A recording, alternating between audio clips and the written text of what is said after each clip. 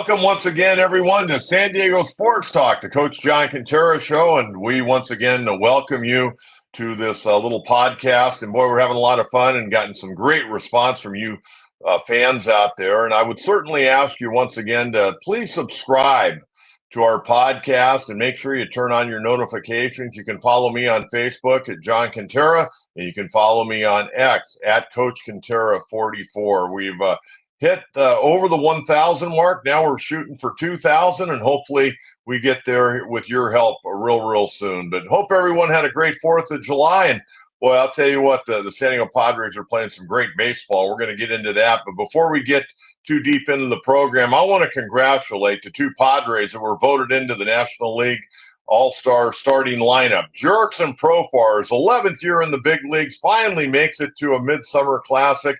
Jurickson having an absolutely fantastic year right now. And Fernando Tatis Jr. going for the second time. And he will be the first player ever to be voted in as a shortstop and as a starting outfielder. Now we know Fernando with that right femoral stress reaction, he's going to be unable to play, and we're just hoping we get him back here before too long after the All-Star break. But both guys have really performed very well. I mean, you take a look at Jurickson Profar, he's been one of the best offensive performers in baseball all year long. Again, how about an OPS plus right now, a 152? The average of a major leaguer is 100. He's at 152 plus right now. His numbers are absolutely off the chart. I mean, this was probably the best sign in all of baseball last offseason as far as the production the Padres were getting for him. $1 million plus some incentives. Right now he's hitting .317 with a .409 on base percentage, 15 doubles, 12 homers, and 56 RBIs, and playing a very solid left field considering he's been playing with patellar tendonitis and that one knee really since spring training. He's been amazing. Fernando, who I thought got off to a relatively a slow start, really was picking it up before he went down with the injury. Fernando right now is sitting on the IL with a .279 average, a .354 on base percentage, 14 doubles, a triple, 14 dingers, 36 RBIs, and an OPS plus of 134. Both those guys are very deserving, very happy for Jurickson Profar. He'll be able to go back to Texas, the original organization that he played for. And at one point in time, he was considered the best prospect in all of baseball, 2 consecutive years. He fought injuries there in Texas, eventually ended up in Oakland. Then he came to the Padres, really got his career really going in a real positive direction. Even though he'd had a couple of 20 home run years in his career, he's come to San Diego, found himself. Went to Colorado a year ago. Things didn't work out. He got released. Padres brought him back on a minor league contract. Shortly after that, they brought him to the big league level. He finished playing great. Kind of hung out there in the free agent market all winter, and the Padres signed him late. Gave him $1 million, and bingo, he has paid big dividends. So very happy for him. He'll get to go back and play in the All-Star game in the city he started his career, Globe Life Field there with the Texas Rangers. And I just hope we can get Fernando back shortly after the All-Star break. I think that's going to be a little touch and go. But congratulations to those two. Everybody else will be announced on Sunday at 2:30. It'll be interesting. The Padres will be in the middle of their game in that final game against Arizona when All-Stars are announced. Robert Suarez has to be a slam dunk. Absolute slam dunk. I think Manny's got a chance. I don't know about Jackson Merrill. I don't know about Luis Ariz. I would think Ariz might get just because he's had such a good year hitting, even though he's kind of slowed down a little bit. He may be a guy that's headed there as well. Padres may have 3 or 4 guys. Who knows? We'll have to wait and see. They're playing great baseball right now. Great baseball. So I wanted to make sure we mention those guys, but we'll know more in our next podcast. And our next podcast will be Sunday. We'll have one up Sunday evening for you. So we'll look forward to that. Okay, we're going to recap the series in Texas. And it didn't get started all that well. They had 2 hits. They got shut out 7-0. I mean, Nathan Eovaldi went out there, was really dealing, got a little help from his bullpen. But nonetheless, Padre, a very meek effort against Nathan Eovaldi in that first game, getting shut out 7-0. Not a whole lot to talk about in that one. Dylan Cease, we're going to talk more about him in a minute. He didn't have a good ball game. Game 2, Adam Mazur started.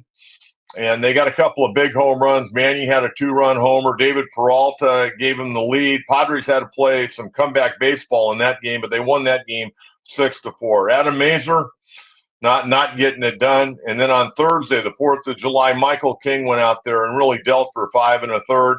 Padres got the win. Profar had a homer. They won it 3-1. They finished up a fantastic road trip. 4-2. They took 2 out of 3 at Fenway Park against the Red Sox. They take 2 out of 3 against Bruce Bochy's Texas Rangers. 4-2. They've climbed to 5 games over 500 right now. Coming home, some very interesting games back home. They've got Arizona for 3 over the weekend. Then they got an off day. Then they got Seattle. And then they finish up before the All-Star break. They got the Atlanta Braves. Not going to be an easy homestand by any stretch of the imagination. But overall, I don't think, like I said on my last podcast after the game on Sunday in Fenway Park, really not a whole lot to complain about if you're a Padres fan.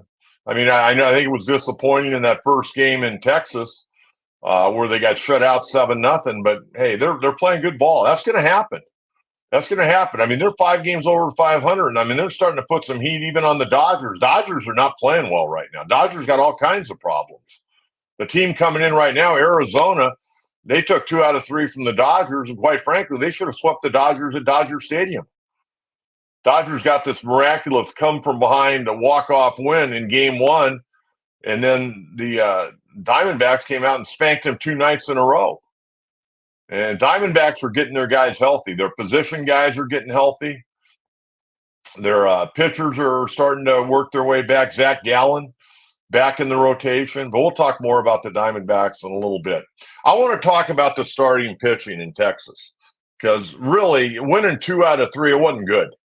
It wasn't good at all. Dylan Cease is pitching more like the Dylan Cease of last year with the Chicago White Sox. Now, prior to this start, his last start was fantastic, but he's been very, very up and down. I was looking at his numbers as we were getting ready for this podcast. Dylan Cease right now, on the year, he's made 18 starts, 7-7 and a 4.24 ERA. I think we expect more out of Dylan Cease. Last year, he had a 4.58 ERA with the White Sox, and things didn't go well. He was 7-9 with a 4.58.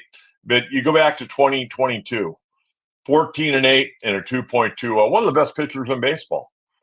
Got to find a way to get him back on track. I was taking a look at his starts. He had the one start in March, 3.86, 4 2/3 innings, took the loss in that game. April, 5 starts, 3-1 and a 2.61 ERA. That's kind of what you'd expect.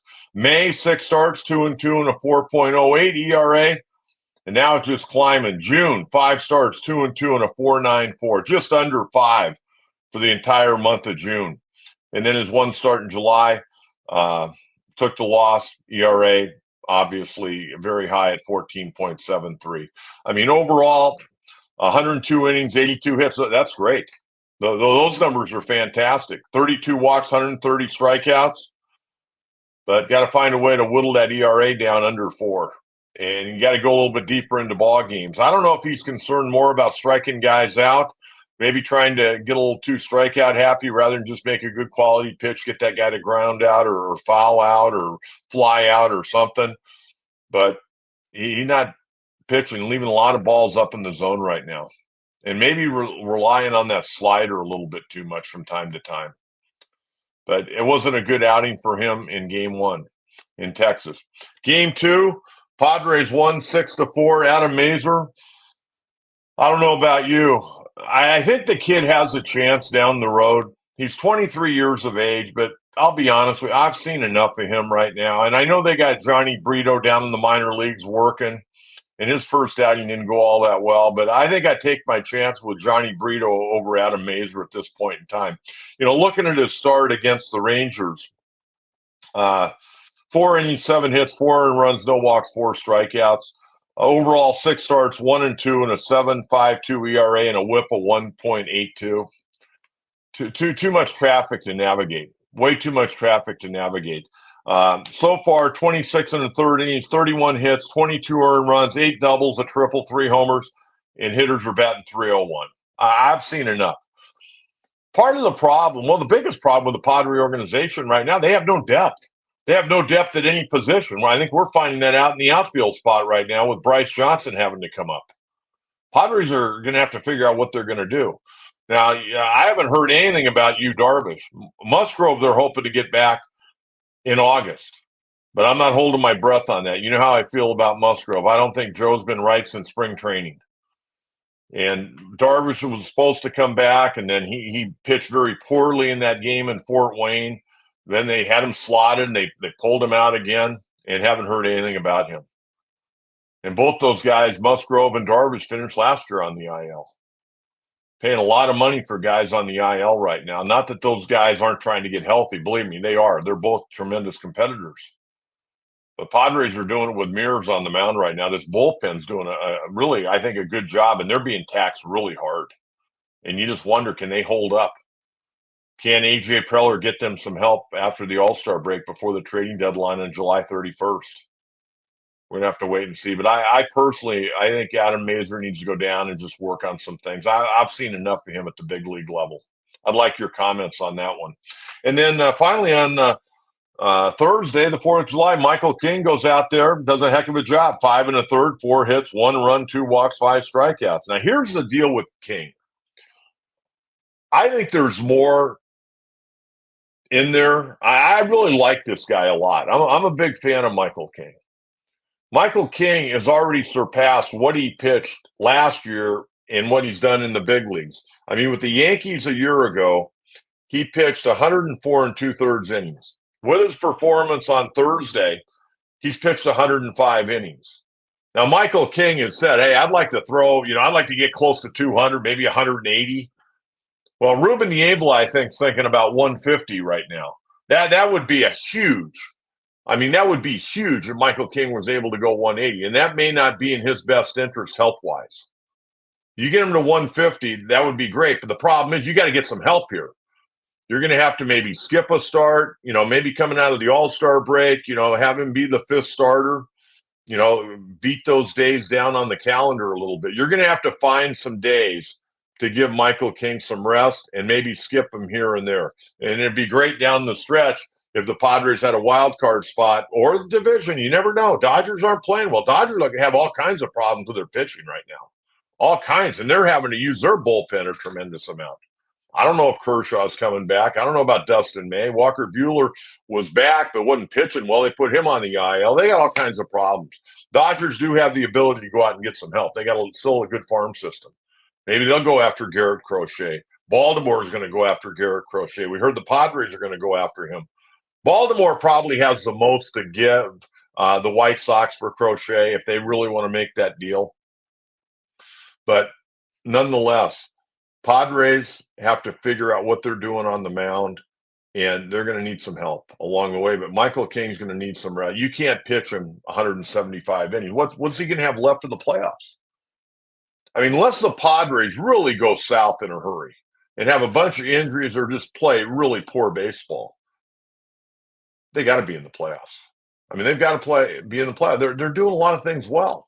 They're doing things now I haven't seen the Padres do in a long time, even going back to 2 years ago when they got to the NLCS. They weren't playing as good as they're playing now. This team's playing really good baseball, and they're going to only play better. Xander Bogaerts going to go out on a rehab assignment. He's going to be back. He'll get it going. He's a motivated guy. I mean, that's only going to lengthen things out for this ball club. But overall, the starting pitching was not good in Texas. The Padres still won 2 out of 3. So that's awesome. That's great. Okay, a guy we got to talk about. And I was all excited when the Padres signed him because I've always thought he was a real gamer, and that's Donovan Solano, 36 years of age. Padres signed him to a minor league contract back on April 15th. He played 12 games down in AAA. Hit over 300. They brought him up, and he's been fantastic. In the final game in Texas, went 3 for 4, getting the job done all the way around. 142 at-bats right now, hitting 296 with an on-base percentage of 361, 408 slug, 769 OPS, 7 doubles, 3 homers, 24 RBIs. He's played third, he's played second, he's played first, he's DH'd. He can come off the bench as a pinch hitter. A hell of a sign by A.J. Preller. No, I mean, it wasn't like last year. Donovan Solano played for the Minnesota Twins. It wasn't like he was awful. He hit, what, 282 last year and had a lot of at bats. I mean, he's a good ball player and he's a gamer. He always gives you a quality at bat. And I was excited about that. And everybody likes to joke with me about, I love veterans off the bench. Well, take a look at the Padre bench. I mean, David Peralta had that big home run the other day, and he hasn't swung the bat. Well, you know what? He has swung the bat at times really well. He's hitting some tough luck. He's hit a lot of line drives that have been outs, but he gives you a good quality at bat. Solano gives you a good quality at bat. Tyler Wade, who I know a lot of people are in here, why is this guy on the roster? Tyler Wade's done a hell of a job. He's another guy that can play all over. And he can play any of the infield spots. He can play the outfield if you need him, a left-handed bat. He's done a good job. Mike Schultz done a good job of utilizing his entire roster.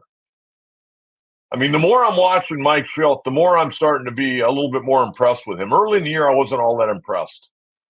But I'm watching how he's navigating this roster, and I think he's doing a really nice job right now.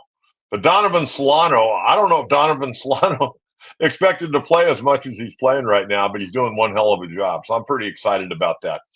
Okay, let's take a look at the Diamondbacks. Diamondbacks, we know what they did. They got to the World Series last year. Going to be a 3-game series starting on Friday night. 6:40 on Friday night, 6:40 on Saturday, and 1:10 on Sunday. And I'm going to tell you right now, Padres better be ready to roll, and their pitching staff better be ready to roll. I didn't know this until I really bared down on the Diamondbacks. They got some dudes coming out of that bullpen that can bring it, and they can bring it hard. And they got good sliders, good sinkers. They got a couple of arms down there throwing 100 miles an hour. The problem is their starters haven't been good. They've had Merrill Kelly hasn't pitched much. Jordan Montgomery's on the IL. He's been awful. He's been like Blake Snell. He missed spring training. He's been awful. They just got Zach Gallen back and Eduardo Rodriguez, who they signed as a free agent, hadn't pitched. I mean, if they get their entire rotation back healthy, they're going to be tougher than heck down the stretch. But, I mean, you got Ketel Marte, who's having an incredible year. He got to be on the All-Star team. I mean, he got 17 home runs, and he plays a real good second base, switch hitter. Christian Walker, he single-handedly beat the Dodgers. I mean, he hit 5 home runs in the 3-game series? I mean, he was crushing the ball. I couldn't believe they never threw the ball inside. They kept throwing the ball right down the middle. It was unbelievable. I mean, it was like a batting tee. I mean, you put Christian Walker at Dodger Stadium, he's like Babe Ruth. But he's hot right now. Lourdes Gurriel Jr. is hot right now. They got a lot of dudes that are playing good. The one guy they haven't really been able to get rolling is Corbin Carroll. He's leading off, but he's hitting like 210 right now. And he last year was, one of the best players in the National League and really in all of baseball. But you hurt that shoulder, he's never been the same. But he gets on base, man. He'll steal second. You can't put him on. If he gets on via a base hit or a walk, it's as good as a double, maybe a triple, because he'll run. They got Alec Thomas back, who's only got about 22 at-bats right now. Great center fielder. They got Perdomo back, their shortstop. Kevin Newman from Poway High School, they signed him. He was playing great. But they got Perdomo back, and he's playing great. He's a great player. And he'll bunt. He got some power, and he normally hits way down the line, a lot of times ninth. But he knows how to play. Gabriel Moreno, their great young catcher, maybe as good a catcher as there is in baseball. This Diamondback team's really good, but their pitching's not been good because they've got a bunch of guys that have been out. But I'll give you the matchups for the weekend. Friday night, again, 6:40, right-hander Slade Chaconi, 25 years of age, 6'4", 219, 12 games, 11 starts, 2-6, and a 5.81 ERA. Padres are going to go right-hander Randy Vasquez. Randy, 25 years of age, I made 11 starts, 2-4, and a 4.88. They held him back a couple of days because he got that right forearm hit by a line drive in Boston where he had to come out in the top of the 5th inning. If he could have finished that inning, he would have qualified for another win. But again, Randy's record right now is 11 starts, 2-4, and a 4.88. He's pitching better, but hitters are still swinging the bat pretty well against him. They're hitting 341 with a 166 whip to this point. Okay, Saturday. 640, not the traditional 540, but 640. Right-hander Brandon Fott, 3-6 and a 4.28, be making his 18th start, going against right-hander Matt Waldron, making his 18th start. Matt's 5-7, 3.56 ERA his last start in Boston. A little bit of a hiccup, 4 1/3, 6 hits, and 3 earned runs. He'll be better. He's pitched really well. He's been one of the real mainstays of this Padre rotation to this point. Final game on Sunday. Right-hander Ryan Nelson, right now on the year 5-6 and a 5.42, going against right-hander Dylan Cease. Cease again 7-7 and a 4.24 ERA. Diamondbacks come in at 43 and 44, and again they took 2 out of 3 from the Dodgers at Chavez Ravine. Okay, we need to take a look at the standings. Now, this is the time of year it starts getting very, very interesting with the standings. And right now, the Dodgers sitting atop the division, and they now are 18 games over 500 at 53 and 35. They've played pretty well at home, but they've played really well on the road. You see, they're 10 games over on the road. Padres playing very well on the road. Once again, 24 and 21. You'd like to see that home record of 24 and 22 improve, but they're 6.5 back of the boys in blue. Diamondbacks sit 9.5 games back.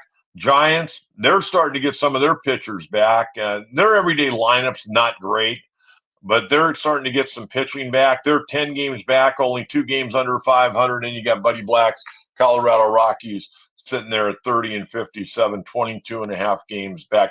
Okay, let's take a look at the wild card here, because the wild card is getting very, very interesting. And you take a look at the National League, the Atlanta Braves right now, and they're having their struggles. I mean, they're really having some struggles. You see, they've dropped 6 of their last 10. A lot of injuries there. They're sitting at 47 and 38, a 2.5 game lead over our Padres at 48 and 43. Padres a half game lead over the surging Cardinals at 45 and 41. Cardinals starting to figure it out a little bit. And then you get the Diamondbacks 2.5 games back, along with the Mets. The Giants 3 games back. Cincinnati 3.5 back. Pirates 4 games back. The Nationals 4 games back. And even the Cubbies, they're 6 games back. Really, the only 2 teams that are out of it are the Marlins and Colorado. So the Padres right now would be the number 2 team in the wild card race in the National League. So I wanted to take a look at that. I wanted to give you a couple of other little numbers here that are kind of interesting. I always kind of like to doodle. From having done the pre and post game show for many years, there are all kinds of numbers you look at. But one of the things with the rubber game win on the 4th of July, Padres have been unbelievable in rubber games, which is really good. I mean, that's what you want to do. You just want to win series. I mean, yeah, you'd like to sweep a 3 or 4 game series, but you want to win 2 out of 3. You want to win 3 out of 4. And the Padres now, with the win on Thursday against the Rangers, they're 7-1 this year in rubber games. So they're finding a way to get it done. 21 comeback wins so far this season for the Padres. And the other thing that's encouraging, 10 of those comeback wins have come from being down by multiple runs. That's good stuff. That's really good stuff. Padres overall at 48 and 43, 4-2 road trip. March, just taking a look at where they're at month by month. 3-3 in March, April 12 and 15, May 16 and 11, and June 15 and 13, and off to a 2-1 start in July. This ball club is starting to play good baseball. Luis Camposano, he's on a rehab assignment. He could be activated probably as early as Friday night. Things are going well for this Padre ball club. Boy, if they could ever get a Darvish right and Musgrove right, it'd be in Bogart's back. I mean, that'd be like making a couple of trades right there. So, that's my take on that. I'd ask you fans, where are you at? What area do the Padres really need to beef up working towards the trading deadline? And right now, everybody's kind of focused on the All-Star break, and I get that. Everybody wants a few days off to enjoy their family and friends and do some fun things. But July 31st, folks, is the trading deadline. And, the Phillies are playing great baseball. The Dodgers, we know, are going to be getting some guys back. The Diamondbacks, Milwaukee, that series this weekend in Los Angeles will be interesting. You got Milwaukee coming in, winning the division in the AL or in the NL Central, going against the Dodgers winning the NL West. That'll be a very interesting series. Dodgers got problems. Dave Roberts doesn't look like a happy manager in that Dodger dugout right now. Padres are putting some heat on him. Padres, you start looking at this Padre ball club and looking at their offensive numbers, they're starting to move up the ranks. They got to swing the bat at Petco Park better. They've been fantastic on the road, but they got to swing the bat at Petco Park better. Now, we're going to have another podcast on Sunday. And again, I would ask you, please, not only tune in, but subscribe. You can follow me on Facebook, John Quintero. You can follow me on X at Coach Quintero 44. But the question I asked you, where do you think the Padres need to go to get help? Is there a player? Is there a certain position? I'd love for your comments on our YouTube page. Okay, again, San Diego Sports Talk, the John Quintero Show on YouTube. You can follow me again on Facebook and on X. Until Sunday evening, see what the Padres are able to get done against the Arizona Diamondbacks. Should be a very, very exciting series. Hope everyone had a great fourth, and we'll talk to you again real soon. Thank you very much. Bye-bye.